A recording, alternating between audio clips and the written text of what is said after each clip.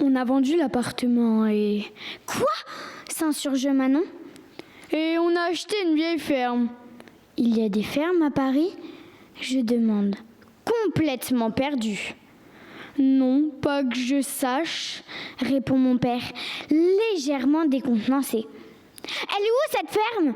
Interroge Manon, une pointe d'hystérie dans la voix.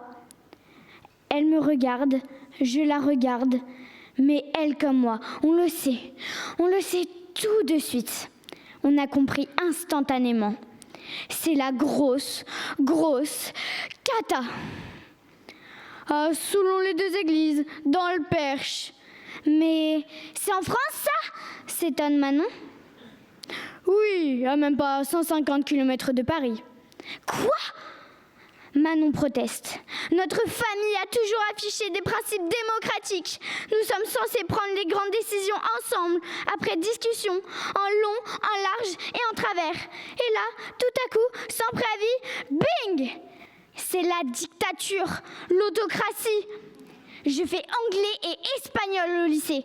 Si j'avais su, j'aurais choisi le nord-coréen, s'exclame Manon. Moi, j'ai plutôt des questions pratiques. Est-ce que ça veut dire qu'on va déménager ? Oui. Quand ? Au début de l'été. Est-ce que je pourrais garder toutes mes affaires ? Oui. Est-ce qu'on va changer de collège et de lycée ? Oui.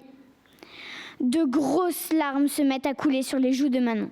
Je vois ses essais d'highlighter partir en vrille. À noter dans mon carnet d'invention. Créer un highlighter waterproof. Mais faut nous déraciner sans nous demander notre avis. Faut nous emmener à Buvons les deux églises. Hoquette ma sœur. Et on ne sait même pas à quoi ressemble cet endroit.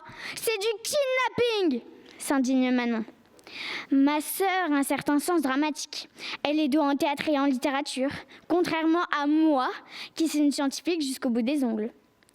Mon père essaie de calmer le jeu. Vous aurez chacune votre chambre, immense, et même, suspense et roulement de tambour, votre propre salle de bain. Je vois bien qu'il a sorti son argument massu, le truc qui devrait nous faire basculer de son côté. C'est vrai que, pour le moment, nous n'avons qu'une seule salle de bain, pour 4, avec les toilettes à l'intérieur. Ce qui génère un certain nombre de crises quotidiennes. Un point pour mon père, mais... Gilles, dit ma sœur en secouant la tête. Quand elle appelle notre père par son prénom, c'est qu'elle enclenche les hostilités. Gilles, je vois bien que vous essayez de nous acheter avec cette histoire de salle de bain. Notez que je suis parfaitement d'accord pour déménager et trouver un autre appartement avec 3 chambres et 2 salles de bain. Mais à Paris, là, vous me demandez de quitter mes amis, des amis que j'ai depuis la crèche.